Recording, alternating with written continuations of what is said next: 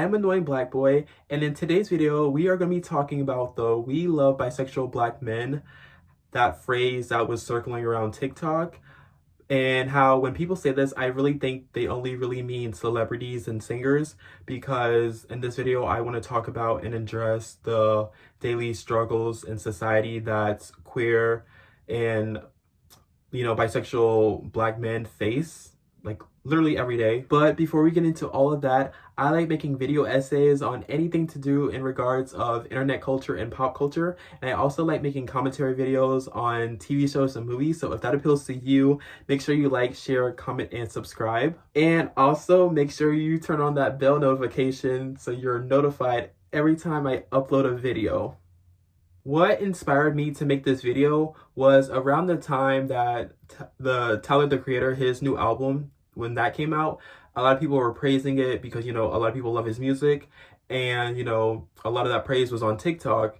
And I saw a few videos talking about, oh, we love bisexual Black men because, it was rumored that Steve Lacy and Frank Ocean, it was a rumor that they were, quote unquote, in the studio. So a lot of people think that Steve and Frank, they're going to release albums soon. So at the end of this video, that's why I'm going to talk about the "Where's the Album" meme.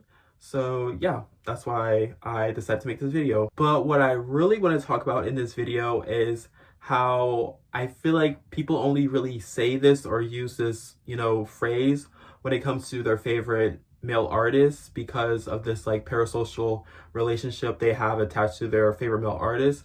But also on this very like contrast, there's a lot of homophobia and biphobia that is guard toward the Black community. And in this video, I'm going to talk about Black queer men specifically. And before I get into the video, I do want to provide a quick disclaimer. So for anyone, regardless if they're a celebrity or not, coming out is very difficult, especially if you're a POC person and a Black person.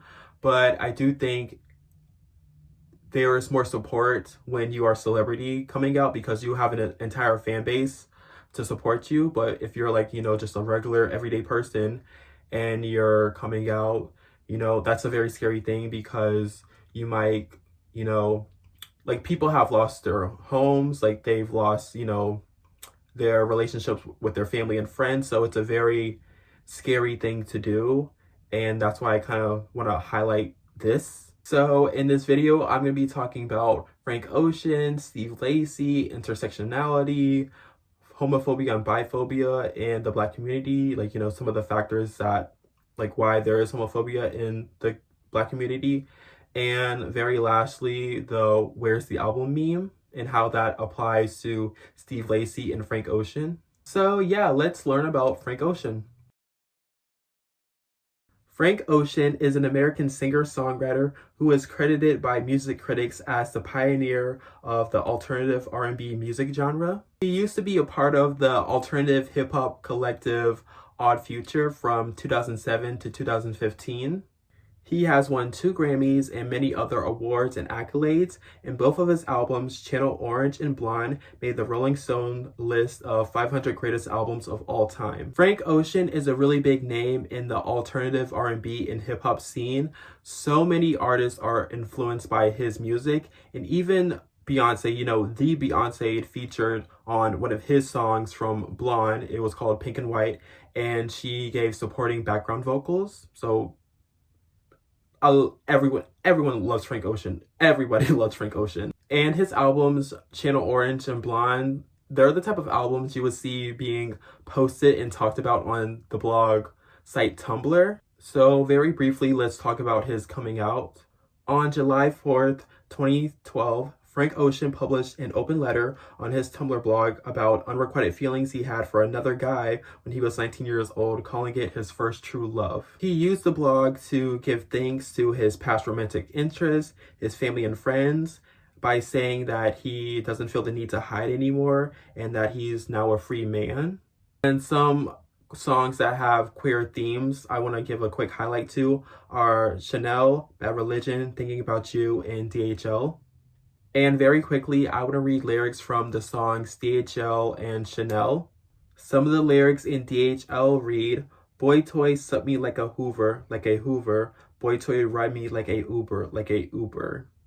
And another lyric I liked from this song was remind me of trade, brushing his waves, shit look like ramen noodles. And some lyrics I want to read from Chanel are from the opening verse where he says, my guy pretty like a girl, and he got fight stories to tell. I see both sides like Chanel. I see on both sides like Chanel. And now let's talk about Steve Lacy. Steve Lacy is an American singer-songwriter and multi-instrumentalist who was known as the guitarist for the alternative R&B band The Internet, which he joined in 2015, and they're still currently a band. They haven't broke up. He also has solo projects such as his self-produced debut EP, Steve Lacy's Demo, that was released in 2017, and Dark Red is his most popular song from that EP. He released his debut studio album, Apollo 21, in 2019, and his sophomore album, Gemini Rights, was released in 2022, which won Best Progressive R&B Album at the 65th Annual Grammy Awards. He has collaborated with Tyler the Creator and frankocean, and he has even co-wrote songs with Kendrick Lamar and Solange Knowles. So according to the internet, no pun intended, he came out in 2017 on his Tumblr page, sensing a pattern here, answering questions from fans, and someone asked him about his sexuality and if he would ever date a guy, and without really even meaning to, he came out as bisexual. I am so sorry that I forgot to read some of the lyrics from Like Me from Steve Lacy featuring Daisy, but let me do that right now. So the lyrics read such as, in first one, Steve Lacy says, I only feel energy, I see no gender. When I talk about fish, I want to catch ya, I'm a fisher. Now they debate on who I like. They want to see a list of girls and boys out here so they can see if I'm official. I tell them, ooh, come down. They say you're life found. And in the chorus, both Steve Lacy and Daisy say, how many out there just like me? How many out there? How many work on self-acceptance like me? How many face a situation like me? I wonder, oh I wonder, how many out there just like me? How many out there? How many others not going to tell their family? How many scared to lose their friends like me? I wonder, I wonder. And again, I am so sorry I forgot to read this in this video. Oh my god, sorry, but So yeah, both really great artists. I recommend checking out their music if you haven't already. I love Steve Lacy and I love Frank Ocean. So now let's talk about intersectionality. Intersectionality is a framework that explains how different aspects of a person's identity, like their race, gender, class, sexuality, and ability, overlap to create unique experiences, usually negative unique experiences. In 2022, 5.7% of the total US population identifies as Black men. And according to a 2023 Gallup poll, 4.7% of adult men in the US identify as LGBTQ+, and 1.2 million of Black LGBTQ+ adults live in the US, which is not a lot considering the US population of total is over 345 million people. So being a Black queer man, these unique experiences you'll most likely have to deal with are racism, usually by white people, racism, and a lot of different forms of microaggressions, in the workforce or just in society, on a daily basis. But also, on the other hand, in your own community, in your own race, it's likely that you'll deal with homophobia and biphobia, which is very, and we can't even talk about the even more of a struggle queer Black women face because of misogyny, homophobia, and racism. One of the biggest societal issues that Black men face are a lot of straight Black women find it repulsing to date a bisexual man just because he's bisexual. And there has been a lot of discourse online, especially TikTok. It's a very controversial opinion, and obviously not all straight Black women think like this, but unfortunately there is a lot of straight Black women who do have this mindset. Now let's talk about why I think queerness is more accepted online, especially when it comes to celebrities. There is millions of different people online in regards to race, religious beliefs, sexuality, etc. So finding a community online that you can relate to, it could be a very cathartic thing and a very, an essential thing. And perhaps many queer kids growing up in small towns, there probably isn't a lot of out queer people, like, where they're from, you know. So, going online and seeing one of their favorite artists come out, or seeing a bunch of people online come out, going on Twitter and seeing in their bio like gay, or, anything like that, could be a very like, hey, like, I'm not alone, like there's other people like me. And I think singer-songwriters like Steve Lacy and Frank Ocean, they give us creativity and they give us music. So a lot of people are drawn to them, and that's how parasocial relationships start. And regular people, they don't have thousands of or even millions of people perceiving them and, looking at them and giving them that support. Now let's talk about homophobia and biphobia in the Black community. So there are quite a few factors that contribute to homophobia in the Black community, but the two main things I want to talk about are religion and hypermasculinity. According to PRRI data from 2022, 71% of Black Americans identify as Christians, and we all know that when it comes to queerness and religion, especially Christianity, it's a very controversial topic because some, not all Christians believe that being gay is a sin. This is why plenty of queer artists use religious themes in their lyrics and in their visuals, because of the difficulties of being queer and having religious background and or trauma. The two examples I'm thinking of right now are Bad Religion by Frank Ocean and all the stuff Lil Nas X was doing. And now let's talk about hypermasculinity. In sociology, hypermasculinity is the exaggeration of stereotypical male behaviors, such as emphasis on aggression, physical strength, and sexuality. There are many factors to how and why this affects Black men, but what I really want to talk about is suppressing emotions.